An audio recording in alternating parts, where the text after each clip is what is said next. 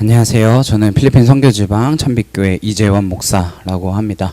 오늘 이번 세미나 권사 가정으로 예배란 무엇인가에 대한 말씀 함께 나누도록 하겠습니다.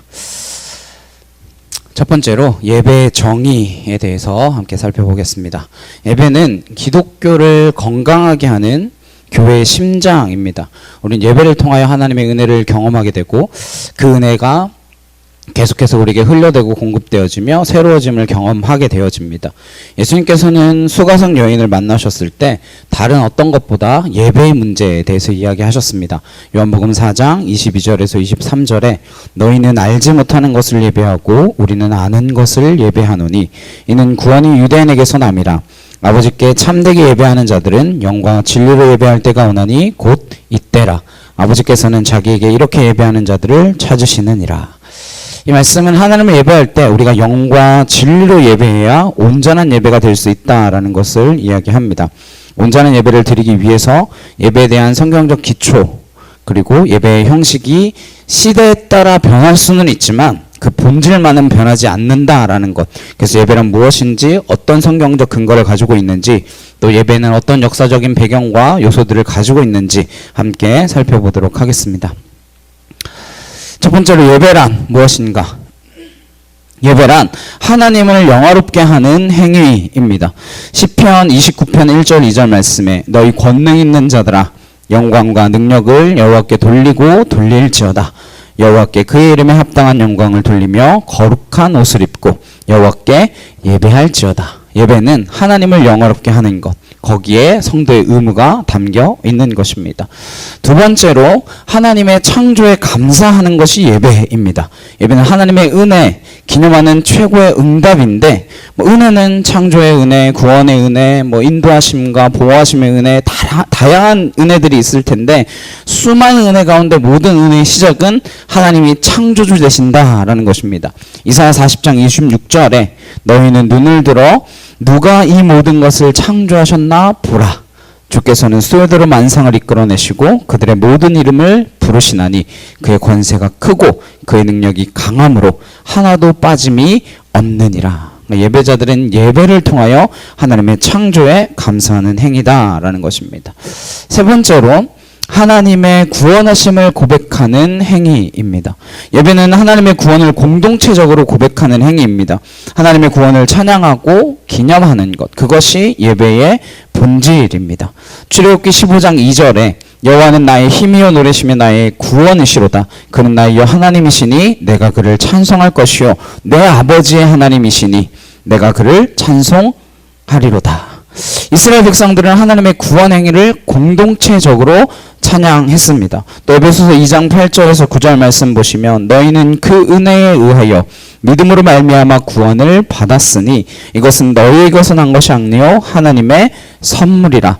행위에서 난 것이 아니니 이는 누구든지 자랑하지 못하게 함이라. 예수 그리스도의 그 십자가를 통하여 증거된 하나님의 구원을 찬양하고 경배하는 것, 그것이 예배의 본질입니다. 네 번째로 예배는 하나님을 사랑하고 그 하나님을 사랑하심을 믿고 하나님의 그 사랑을 믿고 인정하는 행위인 것입니다.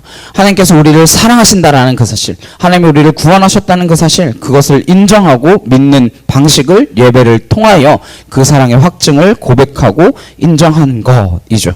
이 네 가지는 예배를 통하여 우리가 어떤 마음으로 예배를 하는 것인가 에 대한 간략한 다양한 것들이 더 많이 있겠지만 오늘 교제를 중심으로 했을 때 이 네 가지를 말할 수 있고, 그런데 이것들이 가능하기 위해서 정말 중요한 것은 성령의 임재를 경험하는 예배가 되어야 한다라는 것입니다.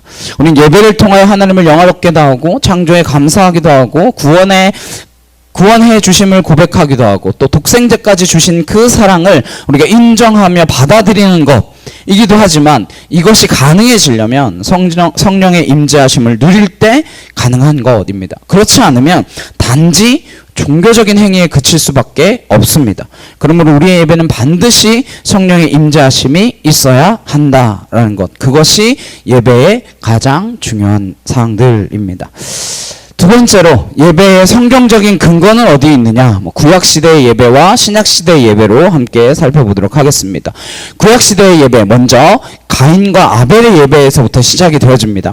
창세기 4장 4절에서 5절 말씀 보시면 하나님께서는 아벨과 그의 제물은 받으셨으나 가인과 그의 제물은 받지 않으셨다라는 말씀이 있습니다. 예배는 어떤 예배여야 되기 때문에 가인과 가인의 제사는 받지 않으셨다라고 말할까요? 아벨의 제사는 왜 받으셨다라고 할까요? 그것은 먼저 예배는 하나님 중심이어야 합니다. 히브리서 11장 4절을 보시면 아벨은 믿음으로 가인보다 더 나은 제사를 드렸다 말씀하고 있습니다. 믿음으로 아벨이 가인보다 더 나은 제사를 드렸다. 무슨 말씀일까요? 명확한 뜻은 우리가 알 수 없지만 뒤에 나오는 상황들을 유추해보면 우리가 알 수 있는 것들이 있습니다. 어떤 사람들은 아벨은 첫 새끼를 드렸지만 가인은 좋지 않은 땅의 소산물을 드렸기 때문에 하나님이 안 받으셨다 이렇게 이야기하기도 합니다. 그런데 우리가 통상적으로 생각해 볼 때 농사를 지어서 추수하는 게 쉽나요? 양을 키워서 잡는 게 쉽나요? 물론 둘 다 어렵죠. 둘 다 어렵지만 들어가는 수고를 생각하면 가축을 키우는 건 농사에 비교할 게 아닙니다. 오늘날처럼 기계로 농사를 짓고 약을 뿌려서 농사 짓고 그러면 모르겠지만 이건 그렇게 농사 짓는 게 아니잖아요. 더 좋은 것을 드렸다, 더 좋지 않은 것을 드렸다. 물론 하나님께서 그것을 평가하기도 하시지만 이후에 가인의 반응을 보면 가인도 좋은 것을 드렸지 좋지 않은 것을 드리진 않았을 것 같아요. 왜냐하면 생각해 보십시오. 제가 만약에 썩어가는 그런 쌀을 가지고 썩어가는 열매를 가지고 하나님 앞에 예배를 드렸어요. 근데 하나님이 야, 너 그따위 재물 갖고 올 거면 가지고 오지 마. 예배를 안 받으셨어요. 그러면 아이고 하나님 죄송합니다. 하나님 용서해 주십시오. 제가 제대로 된 재물을 가지고 오겠습니다. 이렇게 하지 않을까요? 근데 가인은 몹시 분하여 안색이 변했다라고 기록하고 있습니다. 감히 하나님께 분하여 안색이 변했대요. 만약 좋지 않은 재물을 가지고 왔는데 하나님이 안 받으시겠다라고 했으면 그렇게 분해할 수 있을까요? 자기가 생각할 땐 좋은 걸 가지고 온 거예요. 자신이 1년 동안 피와 땀을 흘려서 열심히 농사지어서 결실한 그 땅의 소산을 가지고 온 겁니다. 그렇게 열심히 땅에 농사를 지어서 가지고 온 재물을 드렸는데 받지 않으시니까 화가 난 거 아닐까요?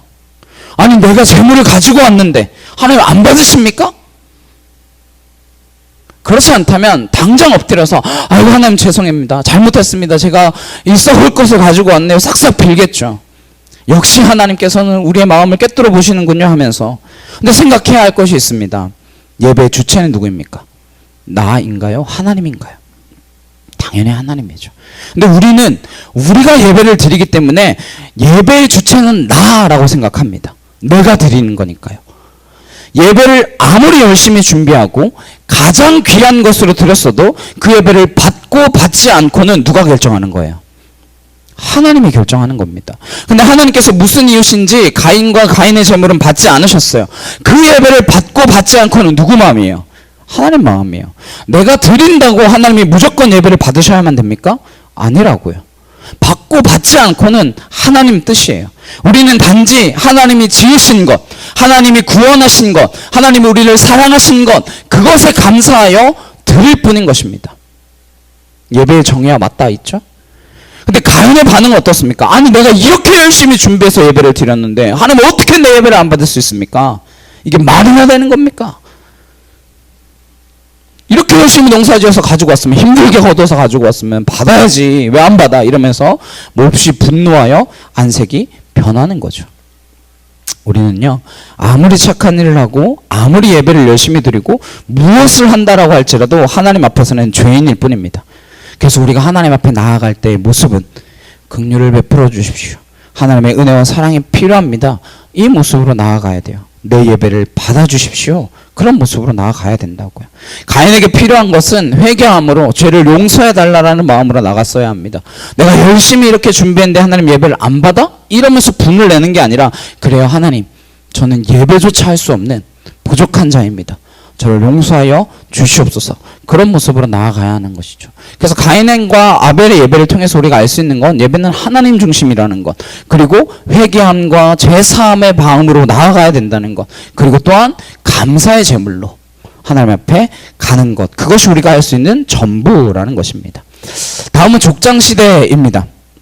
족장시대 예배는 개인과 가족 중심입니다. 아직 예배가 그렇게 완벽하게 우리처럼 이렇게 구성되어 있는 것이 아니었어요. 하나님은 이스라엘 족장 또는 가족들과 계약을 맺으셨고 그 족장들은 그 계약에 화답하는 뜻으로 제단을 쌓아서 여호와의 이름을 불렀습니다. 하나님의 언약의 예배, 그 모습이 족장시대의 예배입니다. 창세기 12장이나 32장이나 35장이나 이삭이나 아브라함이나 야곱이나 나오는 모습들을 보면 여호와께서 먼저 찾아오시고 언약을 통하여 약속하시고 그 다음에 아브라함이든 이삭이든 야곱이든 제단을 쌓는 모습을 볼 수 있습니다. 그러니까 하나님과 언약 관계에 놓인 백성이 제단을 쌓고 예배를 할 수 있는 것이죠. 근데 어떤 모습으로 예배를 드리냐? 하나님의 말씀에 순종한 예배를 올려 드리는 거죠. 우리가 잘 아는 아브라함이죠. 아들을 바치라라고 했을 때, 드렸을 때 내가 순종하는 것, 이제야 하나님을 경외하는 줄 내가 알았다. 이렇게 하나님께서 순종하시는 모습을 보고 여호와 이레로 응답하셨습니다. 그래서 족장시대의 예배는 하나님께 순종하고 그것에 응답하는 것, 하나님의 응답을 경험하는 거죠. 여호와 이레 하나님의 준비하심을 경험케 되어지는 것입니다. 그리고 아브라함의 예에서 볼 때 11조와 감사함으로 하나님 앞에 예배에 응답합니다.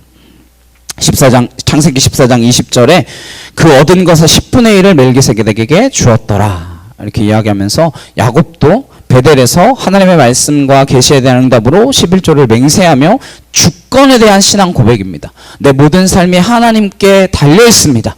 언약해 주신 그 하나님 앞에 내가 달려 있습니다. 라는 고백으로 11조는 그 고백의 행위를 올려드렸던 것이죠.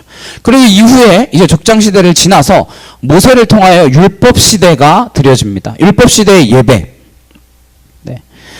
하나님께서 모세에게 언약으로 계시하시고 예배의 형식을 요구하시면서 구체화되기 시작합니다. 우리 레위기 말씀을 통해서 알 수 있죠. 신에서 언약을 통하여 체계화된 예전은 예배 형식을 새롭게 체계화시켰고 10계명이라고 하는 새 계약을 부여하셨고 성소의 내용과 규례 그리고 레위 지파를 통한 제사의 확정, 제사 제도 등을 하나님께서 명확하게 하셨습니다. 그때 당시에 이제 드려지는 예배는 하나님의 구원을 찬양하는 예배입니다. 왜요? 출애굽 시키셨잖아요. 모세를 통하여 출애굽 시켜주신 그 하나님을 찬양하고 예배하는 거죠. 출애굽기 15장 2절에 여호와는 나의 힘이요 나의 노릇이며 나의 구원이시로다. 그는 나의 하나님이시니 내가 그를 찬송할 것이요 내 아버지의 하나님이시니 내가 그를 높이리로다. 하나님의 구원에 대한 신앙 고백적 찬양이 광야에서의 그 회막에서의 예배 형태로 발전되었다라는 것입니다. 무슨 예배로요? 성막과 회막으로의 예배. 하나님 모세에게 예배를 위한 성막과 10계명을 간수하는 언약궤를 만들라 하셨습니다. 하나님께 예배드리는 처소는 성막, 성소 또는 회막이라고 불렸습니다. 이 예배를 통하여 이제 이스라엘의 3대 절기 예배가 드려지게 됩니다. 잘 아시는 유월절 예배, 그리고 오순절 예배, 초막절 예배, 이렇게 3개입니다. 유월절은 이스라엘의 해방을, 구원을 기념하는 절기입니다. 유월절은 가정예배가 아니라 이제는 족장시대에서의 가정예배를 벗어나서 율법시대에는 성회 예배로 신명기 16장 5절과 8절을 통하여 함께 모여 예배하는 것으로 나아가는 것을 보게 되어집니다. 오순절은 추수절기, 감사의 절기 예배이고요. 초막절은 광야길 가운데 하나님께서 우리를 이렇게 인도하여 주셨다라는 것을 기념하는 축제입니다. 그리고 10계명을 받았으니까 이제 뭐가 있어요? 안식일 예배에 대한 규례가 주어집니다. 안식일에 대한 계명은 피조물들의 안식에 관한 규례입니다. 안식일은 하나님을 기억하고 하나님을 예배하는 그러한 계명으로 발전해 나아갔습니다. 이 율법시대를 지나서 이제 어떻게 됐느냐? 사사시대를 지나 왕정시대가 되어지면서 성전시대의 예배로 확장되어져 갑니다. 출애굽 사건 이후에 율법 시대를 쭉 지나서 다윗 시대 때에 가서 예루살렘 성전을 중심으로 성전 예배가 제도화되기 시작했습니다. 성전 중심의 예배에서 하나님의 언약과 임재를 상징하는 언약궤가 예루살렘 성전에 자리 잡게 됩니다. 성전에서의 예배는 시편의 노래, 찬양의 예배 중심이 되었고 또 성가자가 조직되기도 하고 악기가 공식적으로 사용되는 것들이 이 시대에 나오기 시작합니다.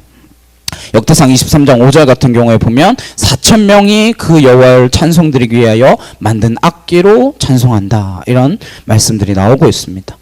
그래서 성전 예배는 성전을 중심으로 한 예배입니다.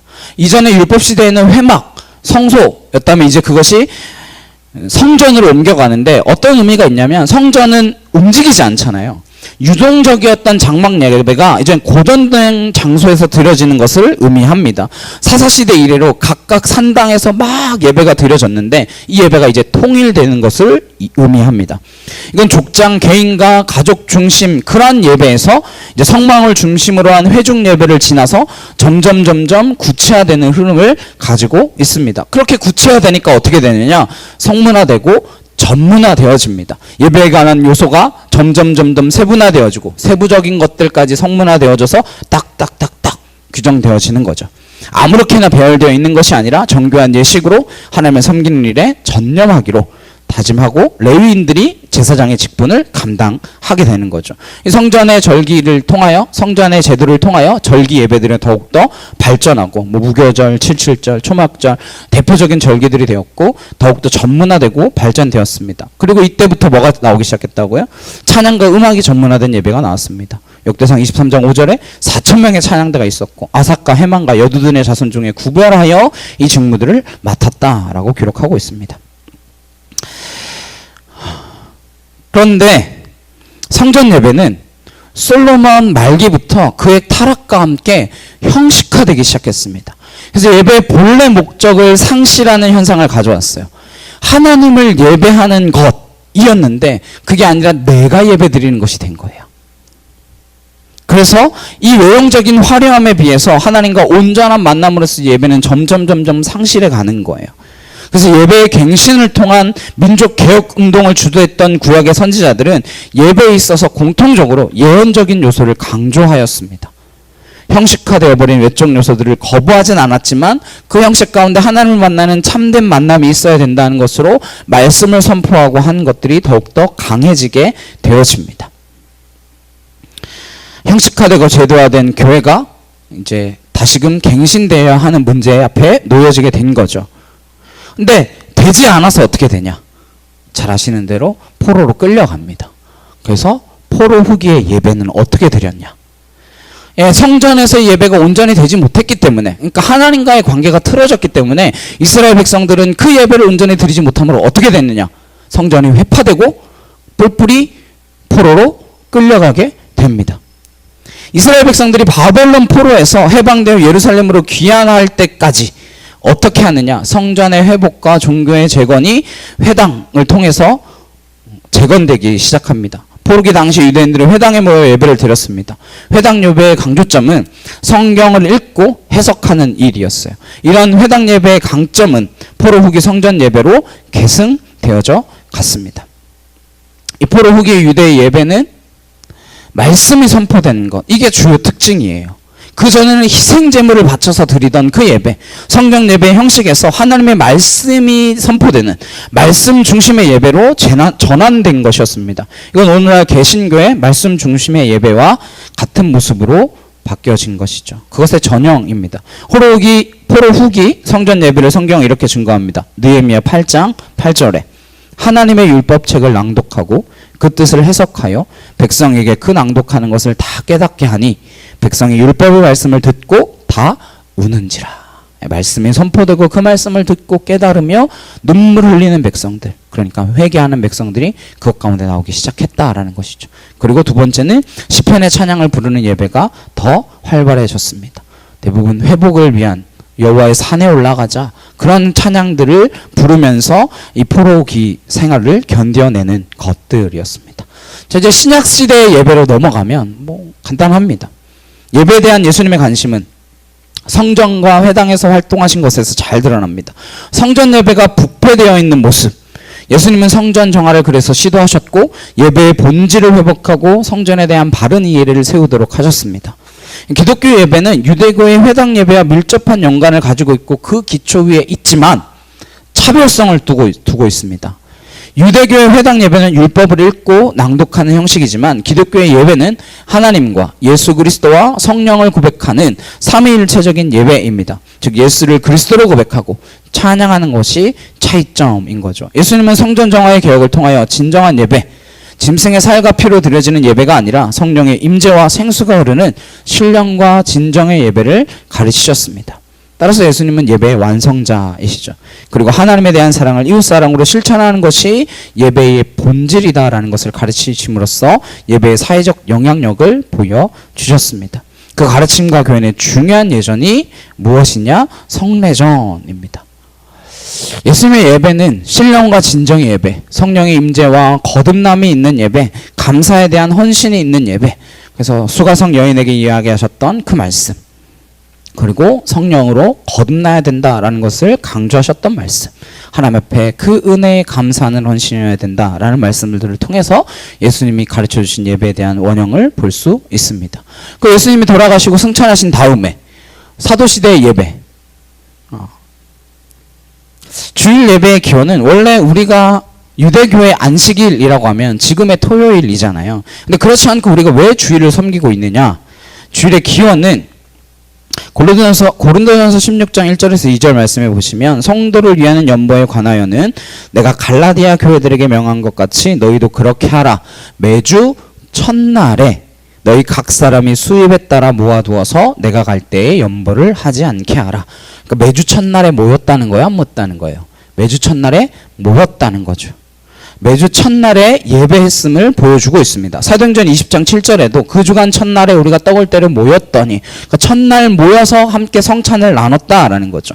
예배와 성찬을 위한 모임이 매주 첫날 있었고 그날 예배했음을 보여주는 예입니다. 기독교의 정체성은 예수 그리스도의 십자가의 고난과 부활을 증거하는 그 복음이 예배의 중심이 되면서 주의 날이 공예배로 발전되어져 갔습니다. 초대교회는 예수 그리스도의 죽음과 부활을 기념하는 성찬을 공동체적으로 행했고 주의 만찬과 연관되어져서 주의 날이 그날 되었고, 매주 예배를 통하여 공동체적으로 그날을 기념하였고, 그것이 오늘날 주일 예배가 되었습니다.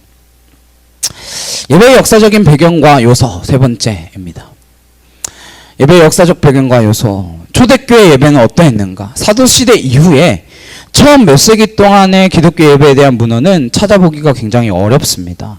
그것은 교회가 로마의 박해 속에서 지하로 들어가서 고난과 핍박 가운데 예배했기 때문입니다. 초대교회 예배는 예수 그리스도를 찬양하는 것으로 시작했고 일반적으로 이렇게 예배했습니다. 처음에 찬송하고 성경을 낭독하고, 성경은 사도들의 언행록이나 예언서 같은 것들, 그리고 인도자가 설교하고 함께 다 같이 회중이 기도합니다. 그리고 성찬식, 평화의 입맞춤이라든지 떡과 포도주를 인도자가 가져다가 나누고 분급하고 응답하고, 그리고 마지막으로 헌금하는, 그것을 통하여 가난한 자들을 돕고 이웃을 돕는 일들을 감당했습니다.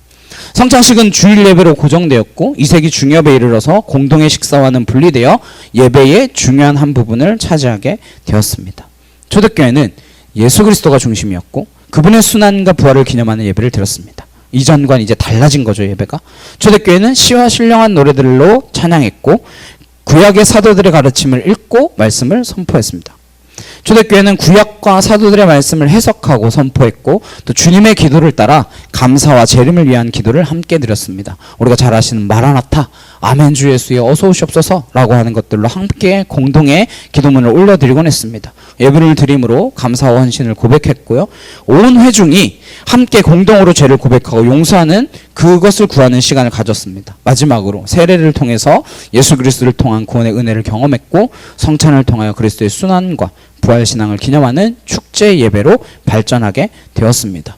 성만찬 예배, 어떤 성경적인 배경을 가지고 있냐? 우리가 잘 아시는 거죠. 성만찬 예배. 이것을 행하여 나를 기념하라. 고린도전서 11장 24절에서 출발합니다. 마태복음 26장 26절에서 29절, 마가복음 14장, 누가복음 22장, 고린도전서 11장 등등에 계속해서 나오고 있습니다.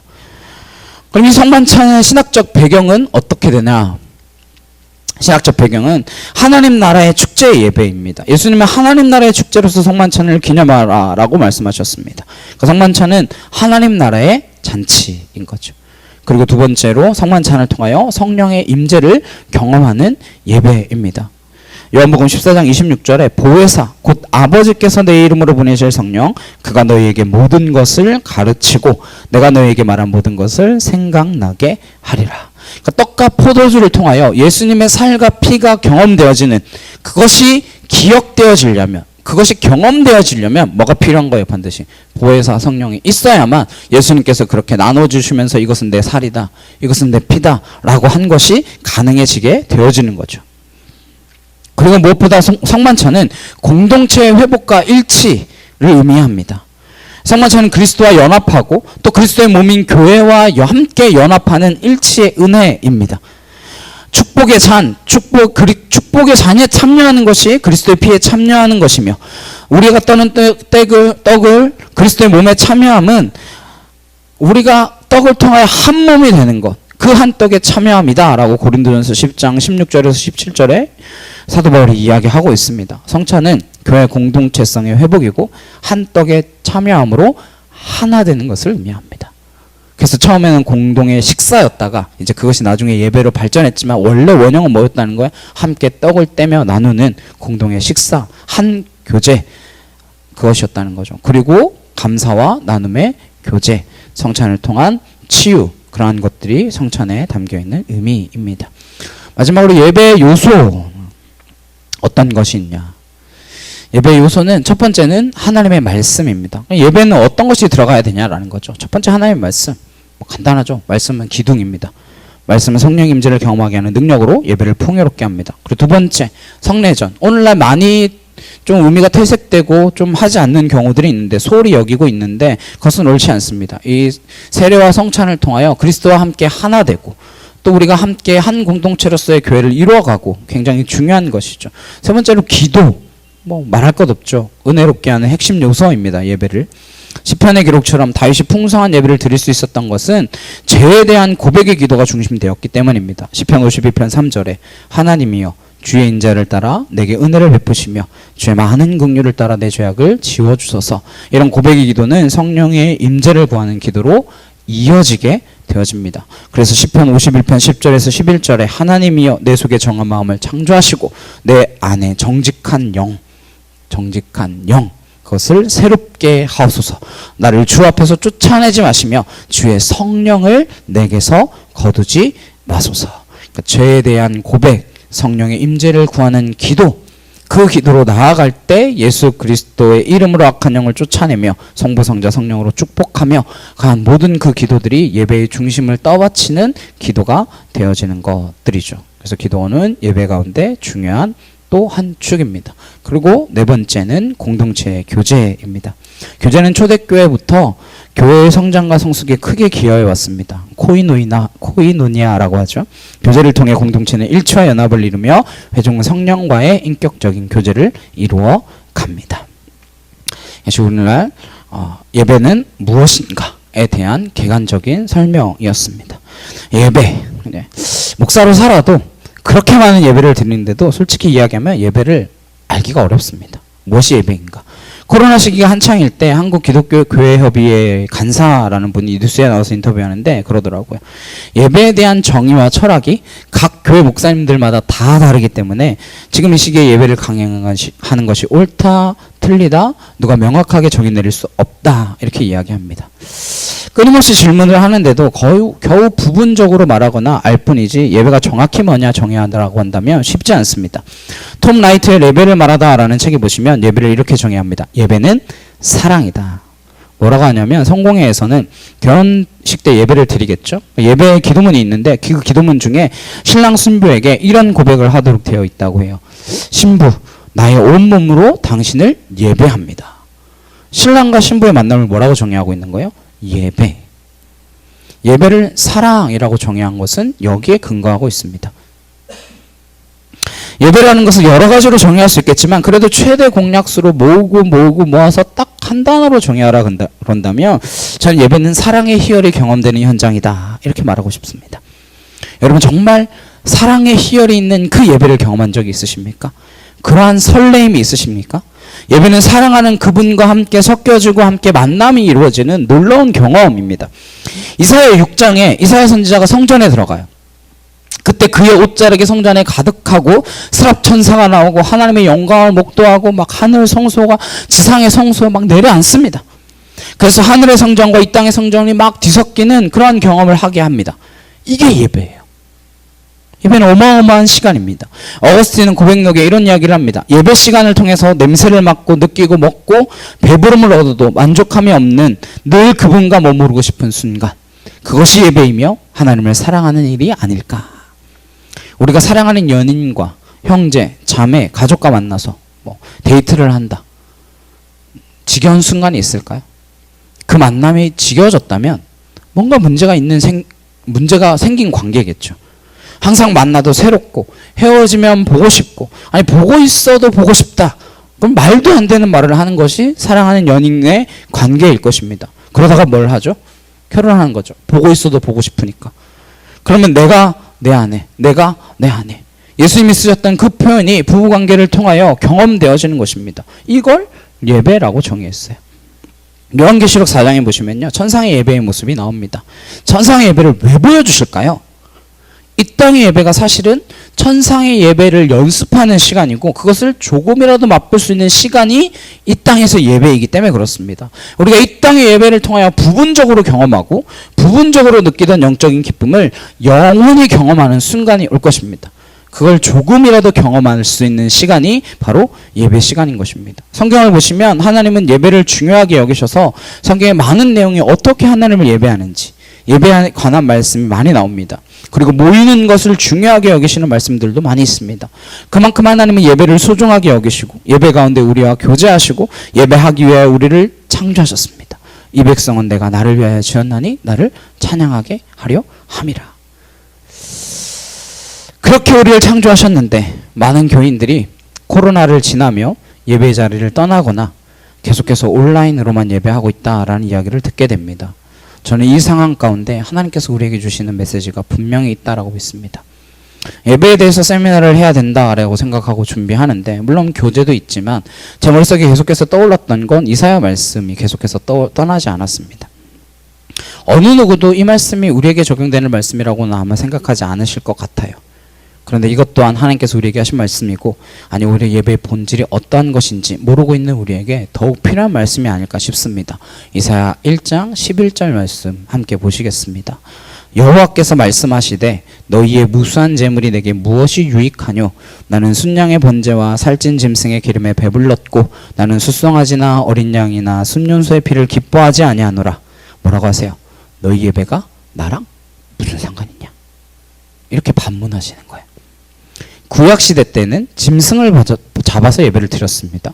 지금처럼 가볍게 교회에 오는 게 아니라 소, 염소, 양 질질질질 끌고 와서 그 양을 잡는 피의 제사였습니다.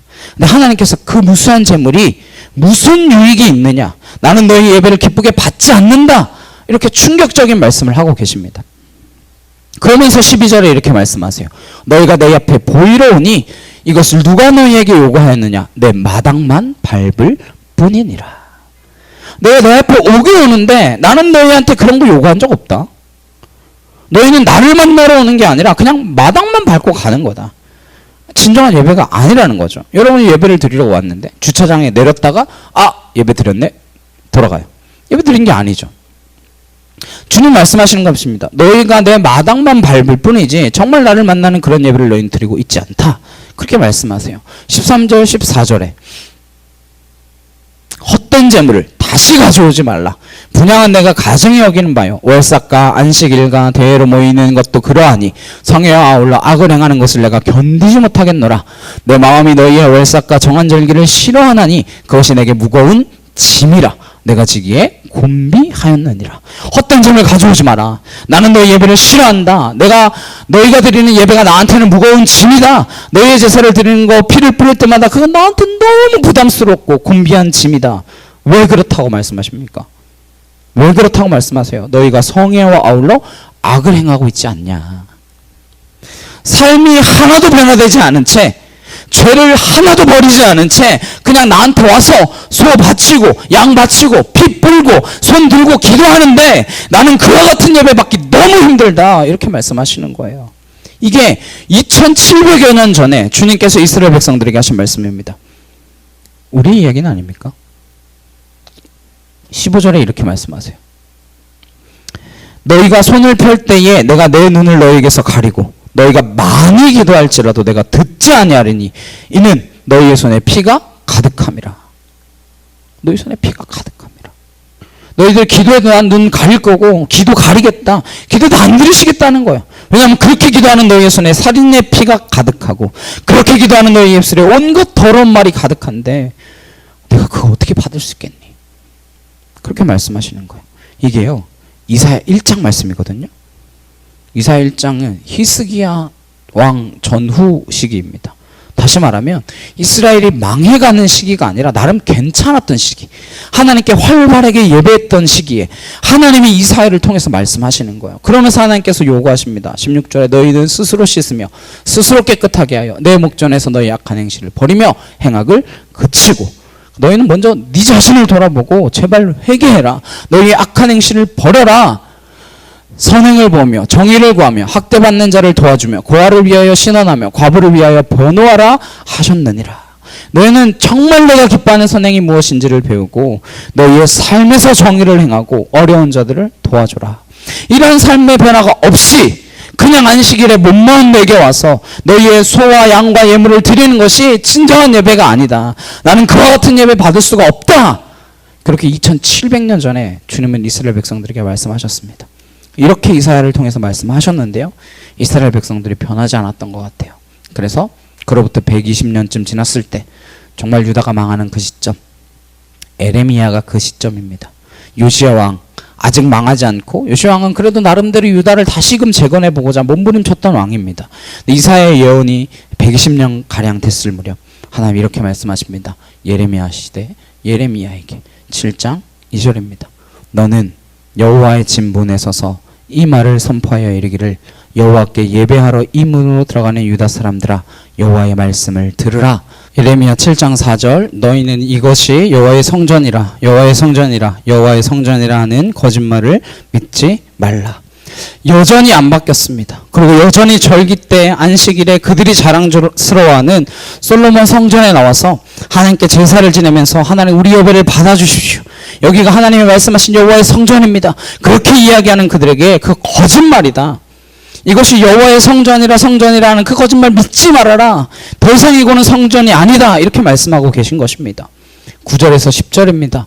너희가 도둑질하며 살인하며 간음하며 거짓맹세하며 바알에게 분향하며 너희가 알지 못하는 다른 신들을 따르면서 내 이름으로 일컬음을 받는 이 집에 들어와서 내 앞에 서서 말하기를 우리가 구원을 얻었나이다 하느냐. 이는 이 모든 가증한 일을 행하려 함이로도 도둑질하고 간음하고 거짓말하고 살인하고 마음에는 우상이 가득하고 그러면서도 아무렇지 않게 하나님의 이름으로 일컫는 성전에 나와서 막 구원받았습니다.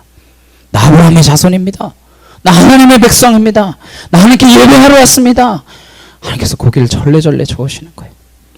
너의 삶이 하나도 바뀌지 않은 채 오히려 너의 죄를 더 견고하게 지으려고 종교 행위로서 내 앞에 나오느냐. 11절이에요. 내 이름으로 일컬음을 받는 이 집이 너희 눈에는 도둑의 소굴로 보이느냐. 보라, 나 곧 내가 그것을 보았노라. 여호와의 말씀이니라. 성전은 솔로몬의 성전인데 그 안에 들어와 앉아서 예배하는 사람들이 다 악한 사람들이라는 거예요. 하나님께서 뭐라고 말씀하십니까? 여기가 도둑놈 집합소냐? 여기가 강도 소굴이야? 죄를 하나도 회개하지 않은 채 모여있는 너희들이 다 악한 자들인데 이게 도둑놈 소굴 아니고 뭐냐? 여기가 어떻게 성전이 될 수 있느냐? 그렇게 말씀하시는 거예요. 무엇이 문제입니까? 우리는 다 연약한 사람들이고 죄인들입니다. 이 세상에 살면서 얼마나 많이 흔들리고 넘어지는지 모릅니다. 그러나 주 앞에 나올 때는 회개해야 한다라는 거예요. 그 죄를 버리고 하나님 앞에 우리의 죄가 씻어지는 회개가 함께 있어야 비로소 주님이 우리의 죄를 씻으시면서 참된 예배가 되는데 회개가 없다라는 거예요. 회개에 대한 인식이 없습니다. 이사야서는 이렇게 말씀합니다. 1장 18절에 여호와께서 말씀하시되 오라 우리가 서로 변론하자. 너희 죄가 주홍 같을지라도 눈과 같이 이어질 것이요 진홍같이 붉을지라도 양털같이 희게 되리라. 그래 우리 대화하자. 너 한 주 동안 실패했지, 넘어졌지, 네 죄가 시뻘겋지. 너희가 정말 회개하면 양 잡지 말고 너희 가슴을 찢어라. 예물을 드리기 전에 너희의 삶을 돌아보면서 너희의 손과 발을 씻어라. 그럼 너희 죄가 주홍 같을지라도 흰 눈처럼 될 것이고 진홍같이 붉을지라도 양털처럼 희게 될 것이다. 나는 너희를 용서하기 원하는 자비의 하나님, 사랑의 하나님, 구원의 하나님입니다. 그 존재 조건이 뭐예요? 회개가 있어야 되는데 회개가 없는 예배, 돌이킴이 없는 예배, 죄를 가득 끌어안은 채 이를 예배당에 나와서 몸만 앉았다가 가는 그것이 예배가 되겠냐라는 거예요. 그런 사람들이 모여있는 예배가 성전이 될 수 있겠습니까? 도둑놈 소굴인 거죠. 그와 같은 사람들에게 말라기 1장 10절에 이렇게 말씀하십니다. 만군의 여호와가 이르노라 너희가 내 제단 위에 헛되이 불사르지 못하게 하기 위하여 너희 중에 성전 문을 닫을 자가 있었으면 좋겠도다. 내가 너희를 기뻐하지 아니하며 너희가 손으로 드리는 것을 받지도 아니하리라. 말라기는 구약 맨 끝이잖아요. 누가 성전 문 좀 닫아라. 너희 예배는 가증하고 헛되고 나는 너희 예배 가운데 함께하기 싫다. 그런데도 꾸역꾸역 나와가지고 내게 분향하고 제사를 지내는데 누가 좀 와가지고 성전문 이거 좀 닫아버려라. 저 못하게. 이렇게 주님께서 호소하시는 거예요. 결국 이스라엘 예배의 문이 닫혔습니다. 말라기 선지자의 예언 후에 더 이상 하나님은 이스라엘 백성들에게 말씀하지 않으세요. 그게 암흑기 400년입니다. 물론 스룹발벨 선전이 있었지만 거기에 돼지의 피가 뿌려지기도 하고 우상이 성전에 들어오기도 하고 그런 상황 끝에 성전문이 닫히게 되었고 나중에는 헤롯 성전이랍시고 지어놨는데 헤롯 자신의 이름을 높이는 데 집중했습니다. 예수님 뭐라고 하십니까? 이 성전을 허물어라. 예루살렘 성전에 들어가셔서 장사꾼들의 상을 뒤엎으시면서 강도의 소굴로 너희가 만들고 있다. 이렇게 말씀하잖아요. 마지막 이 시대에 주님께서는 우리에게 너희 예배를 돌아보아라 말씀하고 계십니다. 너희 예배가 진짜 예배니? 이 땅에 그렇게 화려하게 드리는 그 교회를 향하여 음란과 더러운 것과 죄악을 끌어안은 채 삶에게는 하나도 없이 화려한 조명과 멋진 음악에 취하여 우리의 예배가 얼마나 세련됐나. 우리 예배는 얼마나 멋진가. 우리 교회는 얼마나 크고 아름다운가. 우리는 얼마나 많은 사람들이 모이는가. 오늘 찬양은 정말 좋았네. 오늘 성가대는 정말 대단했네. 아니면 너무 모자랐네. 오늘 말씀 너무 좋았네. 오늘 말씀 좀 그렇네. 하나님은 받지 않으시는데 스스로 도취되어서 그렇게 드리는 헛된 예배, 헛된 분향은 아닌가. 그래서 하나님은 참다 못해서 코로나 같은 사태를 통하여 교회의 문을 잠시 닫게 하신 거 아닙니까? 이 시간을 통하여 너희 예배를 돌아보라고 하나님께서 채찍을 드신 거 아닌가요? 우리가 단순히 온라인으로 예배 드리는 것이 맞냐, 그것이 예배냐 아니냐, 그것이 우리의 신앙을 중요한 것이 아니라 우리의 예배를 점검하는 것, 그것이 우리에게 필요합니다. 무엇이 진정한 예배일까? 성경은 의의 제사를 드리라 말씀합니다. 시편 4편 5절에 의의 제사를 드리고 여호와를 의지할지어다. 의의 제사가 뭘까요? 먼저 죄를 버리는 겁니다. 우리의 마음과 손과 발과 눈, 우리의 삶 속에 꾸역꾸역 스며들어와 있는 그 죄를 먼저 버려야 된다는 거예요. 우리의 삶에 얼마나 많은 죄의 유혹이 있습니까? 거기에 얼마나 많은 마음을 빼앗깁니까? 그 빼앗긴 마음, 나도 모르게 들어온 그 죄악을 끌어안은 채 어떻게 하나님 앞에 진정한 예배가 될 수 있겠습니까? 예배는 사랑이다 라고 했는데 사랑하는 여인을 만나서 계속해서 다른 남자, 다른 여자, 그것만 생각하고 있으면 무슨 만남이 제대로 이루어질 수 있겠습니까? 마음은 주를 사랑하지 않는데 입술로는 주님 사랑해요. 노래로는 주님 사랑합니다. 그거 어떻게 주님이 받으실 수 있겠어요? 주님은 진정한 회개를 원하십니다. 우리의 삶에서 죄와 싸우기를 원하십니다. 하나님을 경외하는 마음으로 죄와 싸워야 합니다. 거기서 실패하면요, 아무리 잘 차려입고 아무리 열심히 예배를 드리고 거룩한 모습을 하고 아무리 와 있다고 할지라도 그 예배는, 그 삶은 하나님께 올려드릴 수 있는 예배가 아니기 때문입니다. 예배 첫걸음은 진정한 회개에 있습니다. 여러분에게 여쭤보겠습니다. 정말 회개하셨습니까? 날마다 죄와 싸우고 계신가요? 예수 그리스도의 피가 여러분의 심령과 삶에 뿌려져 있으십니까? 여러분의 마음이 거룩하고 정결하신가요? 물론 우리는 날마다 넘어집니다. 그리고 날마다 십자가 붙들고 우리의 가슴을 찢는 거룩한 투쟁이 있어야 그와 같은 싸움 가운데서 예배의 자리로 나아갈 때 하나님은 우리를 긍휼히 여기시고 그 예배를 받으실 줄로 믿습니다. 또 의의 제사는 무엇일까요? 삶에서 의로운 삶을 실천하는 예배라고 성경은 말씀합니다. 이사야 1장 17절 말씀 보시면 선행을 배우며 정의를 구하며 학대받는 자를 도와주며 고아를 위하여 신원하며 과부를 위하여 변호하라 하셨느니라. 삶의 예배예요. 저희 교회는 작은 교회이지만 옆에 있는 바랑가이를 돕고 또 이웃들을 돕고 다른 필리핀 교회를 돕고 그렇게 열심히 도우려고 합니다. 그것이 우리가 드리는 삶의 예배의 한 모습이다라고 믿기 때문입니다. 예배를 영상으로 드리느냐 모여서 드리느냐 의미 없는 건 아니지만 소모적 논쟁일 뿐이에요. 정말 예배의 근본 정신은 삶의 예배입니다. 우리의 삶에서 하나님의 말씀을 순종하려고 몸부림치는 거예요. 그냥 성경 말씀 깨닫고 지식으로 발전하는 차원이 아니라 말씀 하나하나 삶 가운데서 실천하려고 하는 삶의 예배가 있을 때 비로소 우리 예배가 하나님께 드려지는 진정한 예배가 될 수 있다라는 것입니다. 여러분, 가정에서 화해하셨나요? 여전히 가족끼리 싸우고 용서하지 못한 때 교회 와서 아름다운 모습으로 웃고 떠들면 그게 예배 되겠습니까? 가족과의 관계가 깨어져 있는데 어떻게 진정한 예배가 되겠습니까? 직장에서 폭언하고 못살게 구는 악한 부장인데 밑에 있는 직원들이 손가락질하는 상사인데 주일에 교회 와서 거룩한 척 봉사하고 그런들 삶에서 하나님이 받기 어려운 그런 모습이 고스란히 남아있는데 어떻게 진정한 예배가 될 수 있겠습니까? 특별히 필리핀에 살면서 필리핀 사람들 진짜 이해 안 간다고 짜증내고 화내고 무시하고 그런 마음 가지고 교회에 와서 앉아있다 그러면 하나님 받으실 수 있겠습니까? 그 예배를? 주님 말씀하십니다. 먼저 너희 가정에서, 너희 일터에서, 너희 삶에서 용서하고 화해하고 손을 내밀고 낮은 곳에서 섬기는 희생이 있을 때, 어려운 자들을 돕는 그 삶에서 예배가 드려질 때, 거룩한 주일에 주님 앞에 나왔을 때 그 찬양이 연락되고 그 예물이 받아들여지고 그 섬김이 하나님이 기뻐하시는 섬김이 될 수 있다 말씀하시는 겁니다. 이게 진짜 기독교예요. 성경을 읽어보시면 주님은 늘 이와 같은 말씀을 하셨습니다. 신앙의 타락한 시절에는요, 화려한 것들, 거룩한 삶의 순종은 없는 채 멋진 예배당 짓고 화려한 것들을 꾸미면서 그것이 신앙의 본질인 것처럼 헛되이 예배하는 역사가 구약에도 있었고 신약에도 있었고 기독교 역사에 수없이 벌어진 참극입니다. 그때마다 하나님은 경고하기도 하시고 정말 심하면 예배를 닫게도 하시고 예루살렘 성전도 무너뜨리기도 하시고 그의 백성들을 이방 땅에 포로 잡혀가기도 하시고 그러한 일들을 늘 역사 속에서 반복하여 오셨습니다.